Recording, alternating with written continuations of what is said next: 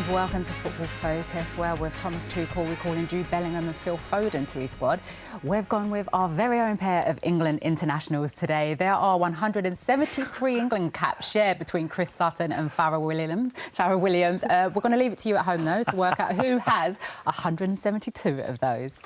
Right, coming up on the show today, we preview the Sunday showdown between Manchester City and Liverpool. We chat with Sienna Lamens. Is he Peter Schmeichel in disguise? We're going to head over live to Everton. We'll hear from Mary Earps, and inspired by Mickey van der Ven, we're going to enjoy some great goals scored by centre-backs. And just an FYI, there are not many. But first, let's look at this weekend's fixtures in the Premier League. And the third, Manchester City against Liverpool.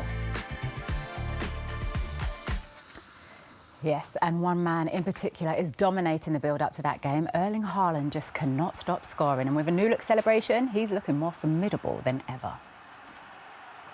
1, 2, 3, 4, watch me work it. Wait, just who's watching that? Farah, you approve of that new celebration or not? No, I prefer the old one. Well, look, 27 goals already this season for club and country. Chris, break it down. How is he scoring more goals than ever right now? Well, I mean, that's incredible. I mean, you know, back in my day when I played, if you were sort of aiming for 20 goals a season, and that would be the benchmark. How limited touches he has within a game. But you've got to have good movement off the ball, and your work that you do away from being involved in that build-up. He's got to do a lot of it. We've got to keep our eye on that, because that's what makes him so good. To be able to get in those positions and score, you know, most of those goals, one touch, it's phenomenal.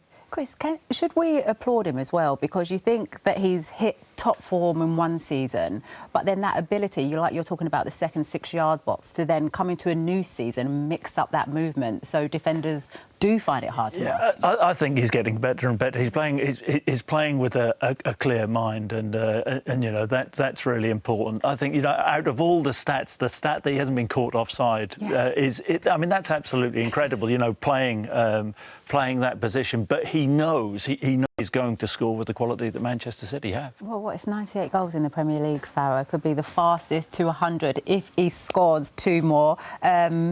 Overtaking Alan. Scoring, who cares, really? Is there pressure on players like Phil Foden, though, in that midfield to provide more goals? I mean, he managed to get a couple midweek, Farah. Yeah, I think it's important that there's other players that contribute to goals. I think whilst Haaland's fit, it's rosy. I said, but if Haaland gets, you know, being the main man up front, is he Shirksy there scoring as well and adding. But they have players that can add to the goals. But we have somebody like Haaland just, you know, bagging every week. It's difficult to contribute to it.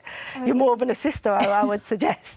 It's Pep's 1,000th game up against Liverpool, who have had their trials and tribulations. But do you think they have turned a corner now, Chris? Liverpool turned the corner. I'm not so sure. They were on that terrible run, lost 6 out of 7, didn't they? And then against Aston Villa, the clean sheet, they were sort of slightly fortunate to keep it clean. Alex, I think, you know, losing Trent, I think was you know, massive for them in terms of, you know, they lost what he does with the ball. And I know we speak a lot about Trent's defending, and at times it wasn't great, but actually what he gives you with the ball was probably what Liverpool are missing this season. They haven't quite replaced that. We've seen Szoboszlai out there, Curtis Jones at times.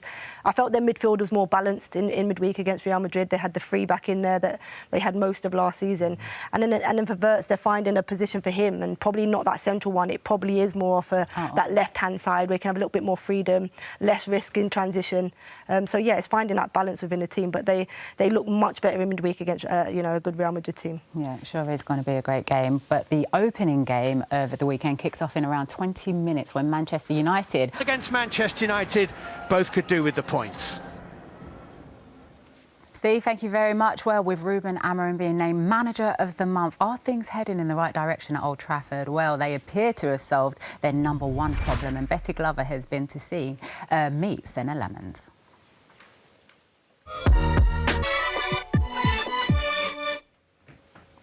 I mean, pretty big gloves to fill those. But very impressive interview, which you can catch more of over on the iPlayer. It's kind of like a Roger Federer vibe to him. Very just laid back. He's just very thought out. And I don't know, Chris, I was impressed. Yeah, and I think it's one of the most difficult jobs in football, being in goal for Manchester United. I really liked that interview and the part where he says he just wants to be reliable. That's what Manchester United need. I mean, as defenders yourself, you don't want to keep where you're unsure, when they're going to come out and what have you. And he's had a good start, but the comparisons with Peter Schmeichel are just far too early. But he has had a good start, and he's been very steady. But the fans just need that hope. It's a great start. As Chris mentioned, it will show his character when he does make a mistake and how he recovers from that. But in terms of his all-round goalkeeping, and I think in terms of even the save percentage, 71% save percentage, I think he gets himself. He doesn't make silly decisions. I think he wants to be a goalkeeper, he wants to do the basics right, and I think then that confidence will grow with that. I think at times goalkeepers, and Arno in particular, has come to United, and we saw how good he was at Inter with his feet. And he wanted to do too much at United to impress, and in doing that led to errors and I guess that inconsistency in performance, which doesn't help a back line. But they look a lot more, I'd say, balanced. They've started with a similar back three.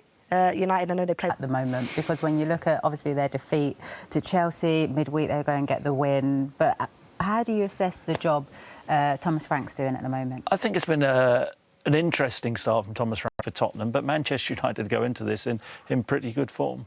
Do they need an Ivan Toney? So rumour has it swirling, but we won't get into that. Well, last weekend, Vitor Pereira was sacked by bottom side Wolves, and they have since had an approach rejected for former Luton and current Middlesbrough manager Rob Edwards. Well, this evening they face Chelsea at Stamford Bridge, and they will be led by interim head coach James Collins. What I've been told is I'll be taking the game this weekend. It starts now, 28 games to go. Let's get some points. OK, well, there have been further developments on this in the last couple of hours. Our senior football correspondent, Sammy Mockbell, joins us now. So bring us all up to scratch. What is going on? Yes, Alex, another significant twist, shall we say, this morning. Rob Edwards has been stood down from Middlesbrough's game against Birmingham at 3 o'clock in the Championship. Okay. So that is a significant development there. I think everything lends itself now towards the conclusion of this saga, which I think will end up seeing Rob Edwards become Wolves' new manager in the next few days. Are you shocked at that? Because he did the press conference, took the training and everything. So Watchwation decided to stand him down from all of those duties, but that wasn't a move, as I understand it, instigated by Rob Edwards. Do you feel there's the emotional element to it because he is a former Wolves player, coach, and so that's part of the decision? Yeah, he's following his and I think the concern for Rob Edwards at this point in time would be, am I going to have this opportunity again? This is my dream job. If I waited 3 or 4 years, will it come round again? There's no guarantees. So I think now it's here, presented it with him at the forefront of that chase. I think he wants to take it. Middlesbrough must feel that they get... And I understand that. He gave Rob Edwards a chance. Rob Edwards came down with Luton, a second relegation again in the Championship last season. He gave him a chance, and I think for... Thank you for joining us. We look forward to hearing more on this. Well, Everton host Fulham at Hill Dickinson today, so let's cross live there now, where Conor McNamara and Leon Osman are waiting for us. Yes, we're still very much enjoying the luxurious surroundings of the Hill Dickinson Stadium. Leon, this is the 6th Premier League home game here. It hasn't lost any of that new... Wow. We had a few wows on that one. Thanks, Connor. Right, let's get to the Women's Champions League right now. And on Wednesday, we've got Manchester United against PSG, which will be live on the BBC. And current PSG and former United keeper Mary Earps has been in the news a lot this week, and she's all set for her return to Manchester. I was at Manchester United. I think she'll get a good reception. I felt her time at Manchester United was very good. Obviously took them to their first Champions League while she was there. She had, second place finishes with Manchester United, FA Cup finals. So she had a great time at Manchester United, and the fans adored her. So I'm sure she'll go back to a good reception because they're Man United fans. I'm sure if there was Chelsea fans in the crowd, it might be a different reception given what's been said in her book about Hannah Hampton.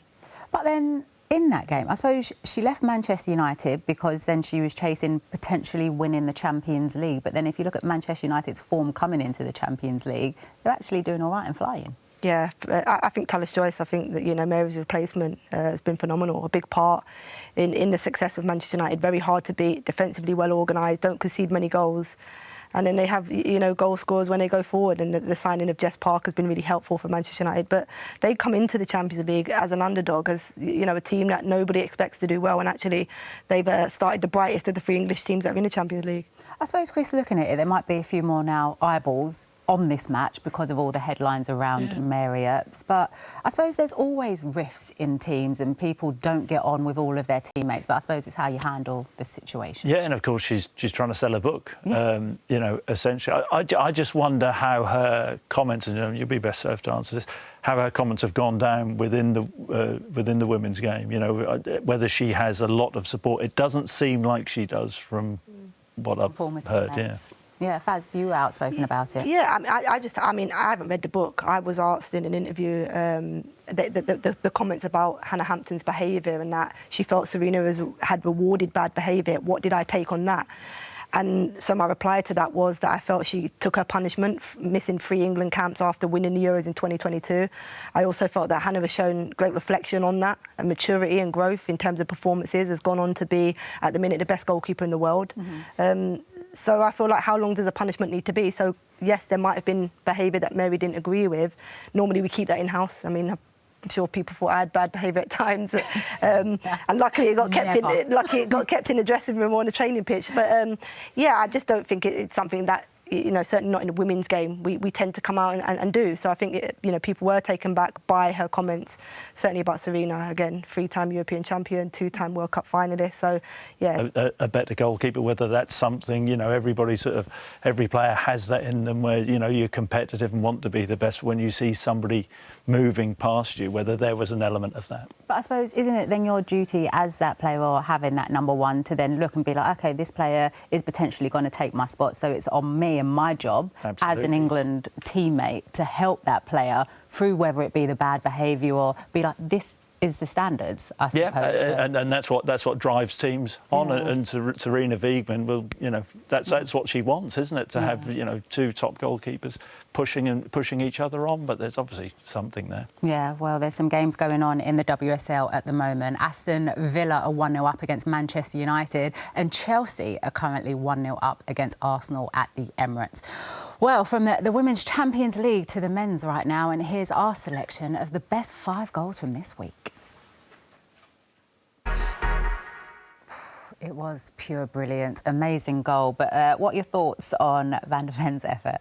Oh, unbelievable. I mean, I can't remember the last time I saw a central Things that happen in training to a defender, and then all your teammates are going mental. Oh, I can't believe it. You used to do that, Alf. Yeah, no, but then get to a game, I'd like sky it because I couldn't compose myself. It's more the composure, I think, the ability to carry the ball that far anyway at that stage in the game, and then just to find the ability to just calm yourself and slow down to be able to put it in. Well, I tell you what, we have been inspired by that goal, so we thought we'd dig out a few examples of great goals by centre-backs. So what do you make of some of these? I mean, this didn't red me. That's probably why. Look, I don't think I have. I think there might have been centre-half scoring over red kicks. It did, exactly. It did look like he meant it. I mean, wasn't so. I mean, that was unbelievable. It's pretty stupid to did mean attempt it. that. Yeah, no, exactly. But centre-backs can't do that. Oh, he just did. He did a long time ago. Current centre-backs, maybe not. Well, some great goals. Well, the Focus production team had a shock yesterday when Alex Scott was announced in the England squad. But no, I haven't made a comeback. Here is Bournemouth's Alex Scott thanking his teammates for helping him get the call up.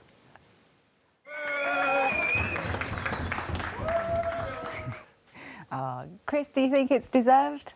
Yeah, I do. And I like to see that. Bournemouth have been sensational this season. Alex Scott has been a big part of that. And Thomas Tuchel is saying, well, I'm going to reward you for your performances. So I do like to see that. Players in form should get the opportunity. And you know, in that midfield area, I mean, it's fascinating with, you know, how many good quality players England have in there. And he's another one, and he'll be looking to try and get on that plane to the US. That just threw me. Even you saying Alex Scott, as you're looking me direct in the eyes, I was phone when you were saying, I was like, Alex, what do you mean England? I thought you retired a long time ago. We need to set up an Alex Scott meets Alex Scott interview, I tell you.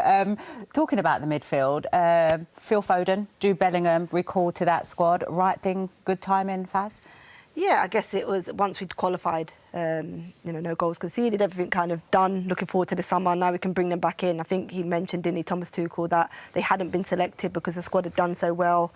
But yeah, 2 great players back into an England team, and we want the best players in our squad going into competition. We sure do. OK, the latest score from the Premier League at the moment is still 0-0 as Tottenham are taking on Manchester United. But that's all from Football Focus today. Thank you to Chris and Farah, who are also on Final Score this afternoon. International break next week, so no Football Focus, but my focus may be elsewhere. I'll see you soon.